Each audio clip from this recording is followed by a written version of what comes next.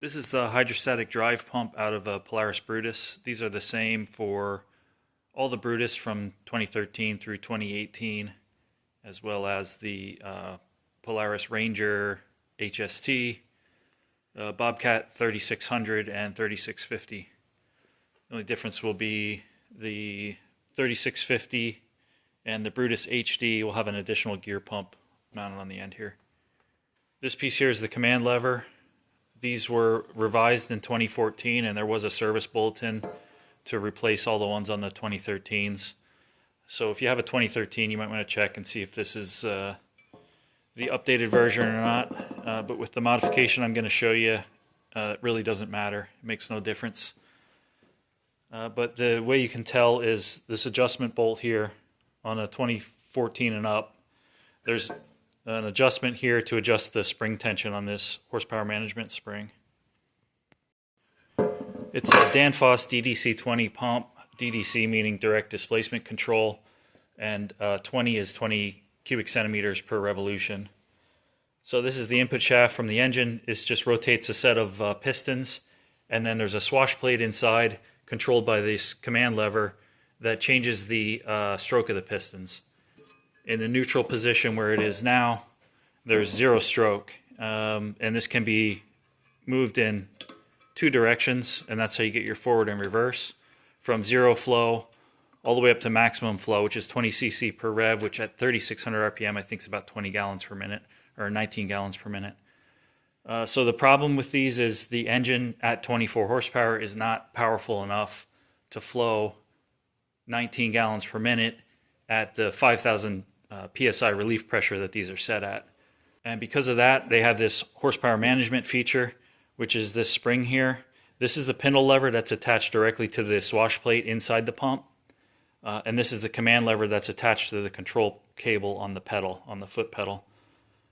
So with a direct displacement control pump, the more pressure generated by the drive system, the more you actually get feedback on the swash plate, and in this case the pintle lever, and it will push back against this spring. So this would be the forward travel direction, and say you come to a hill or whatever difficult terrain, the pressure would build higher and higher, and that pintle lever would actually push back on this spring and reduce the stroke of the pump.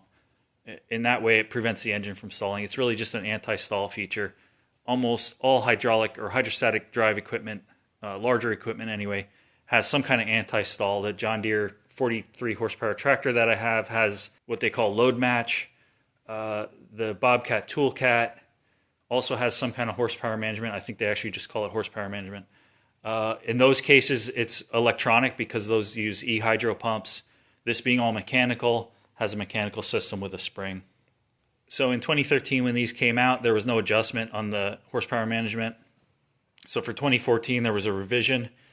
It's just a new command lever with an adjustment here on the spring. And this one's adjusted all the way up. This is the spring here. It's squeezed all the way up against the command lever. So this one's set up for maximum performance. I've found, and I've had 3 Brutuses that I've owned personally and several others that I've worked on for some local guys. I found that even with that fully compressed, the maximum tension on that spring, it's still not enough to get maximum performance out of this. So what I've been doing is drilling and tapping this command lever here, install this screw, and then you can run the screw right up against the pintle lever, and basically just disables the horsepower management feature. The issue with doing this, it's going to change the way you have to operate the machine. If you just mash the pedal to the floor, there is a pretty good possibility that you can stall the engine.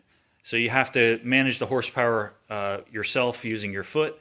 If you're on a steep hill and you're trying to go too fast, you're going to hear or feel the engine can't keep the revs up. You just have to back off the pedal a little bit.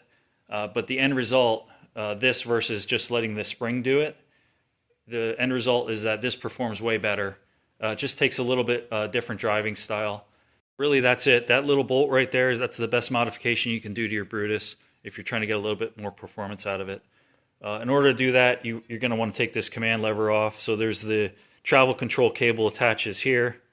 Just remove that. And then there's 2 throttle cables that go here and here. remove that. Remove this, this is a 13 millimeter hex, remove that bolt, and this whole command lever will come off the top. And while you're in there, you want to check the bushings. There's some plastic bushings and spacers in there. If they get worn out too bad, you lose a lot of travel, where you can have quite a bit of movement in the lever before the pintle lever actually moves, if those bushings are worn out. So if you got quite a few hours on it, you're going to just probably want to order those bushings anyway and put them in there while you have this off. So just pull this bolt, take off everything that comes off. Remember what order it goes in as far as the shims and spacers. And then, yeah, just grind a flat here. This from the factory has a little angle on it. So you can see I ground a flat in there. Drill and tap it. This is an M6 bolt. Really doesn't matter. You just want a bolt that is long enough to snug up against that pintle lever, and then tighten the jam nut, and you're good to go. And if you find you want a little bit of automatic horsepower management, you can always just back this out a little bit and sort of find the happy medium for whatever terrain. If you have a lot of hills, you might want to back it out a little bit. And the other thing you may find useful is using the hand throttle.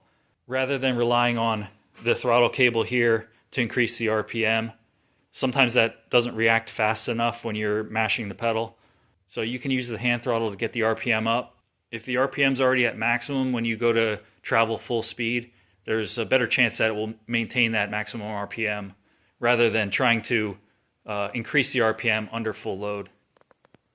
There's basically zero risk in modifying this command lever. If you don't like the way it functions after you've done it, you can always just remove that bolt and you're right back to where you started. There's no harm done. The other thing I wanted to talk about is the control cable adjustment. It's pretty critical on these to get the maximum performance out of them. But before you even get into any of that, you got to make sure your linkages are not worn out. The travel control linkage on a Brutus has very little extra or excess travel. So any amount of lost motion through worn out components is just going to be, you can't adjust it out. So the first thing you want to do is just make sure that any movement of the command lever is moving the pintle. And if it's not, you've got a problem. You've got either worn bushings in here. The other thing that could be worn out is the centering linkage plates. These can wear grooves in them, and then sometimes you'll get a little bit of excess movement. The other thing to look at is the bushings. There's plastic bushings in the end of the travel cable where it attaches both here and on the pedal. The rocker pedal itself has two plastic bushings on the shaft where it goes through the frame. You got to make sure those are good and snug. If any of that is worn out, you want to replace it before you even try to adjust this, because you just won't be able to get the adjustments right. I've also seen where the cables wear out. The outer sheathing can be rusted and maybe sort of separated where it's still operating, but you're not getting the full travel. It's sort of like stretchy or springy. So once you're sure all your components are good, nothing's worn out or sloppy, the first thing you want to do is adjust the control cable from the pedal. And that's this one here. There'll be two 17 millimeter nuts here to adjust the distance. You want to make sure this is locked out either by this bolt being fully tight or just wedge something in there so that those two pieces cannot come together. With the pedal fully forward all the way to the floor, you want to make sure this is pulling all the way and bottoming out on the internal stop inside the pump. If you're not getting that, you don't have it adjusted right. You just want to make sure you're getting full travel and maybe adjust it a little tighter so that it's pulling against the stop and the pedal isn't hitting its stop. And once you have that forward travel adjusted, your reverse is just going to be whatever it is. You're not going to get the full travel on the reverse direction. Once that's done, you can go ahead and adjust the throttle cables, and there'll be little 10 millimeter nuts here and here. Just adjust those to where when the pedal is full forward or full reverse, that you're getting the full 3,600 RPM on the engine. Can't show you on this Brutus because this has an engine swap with a bigger pump, but this would be the orientation of this pump. It would be on an angle like this, the engine up here, and there's a plastic cover on top of this. The first thing you have to do is remove the plastic cover. It's just a couple bolts. It's kind of a pain to get out of there, but that cover lifts off, and then you can get to all this. And you can do this in the machine without removing the pump. The other thing you can do for a little more power out of the engine is adjust the fuel rack limiter. Generally, I wouldn't recommend doing that without some kind of test equipment. You want to measure the EGTs, but I found on these little engines, you can't increase the fuel so much that's going to do damage to the engine. They seem to be limited by the plunger size in the pumps and the injector nozzle size. So I think you can play around with that pretty safely. You definitely don't want to be blowing tons of black smoke out, but if you adjust that rack limiter to just a hint of smoke under full load, I think you'll be good, and you should notice a little bit of difference.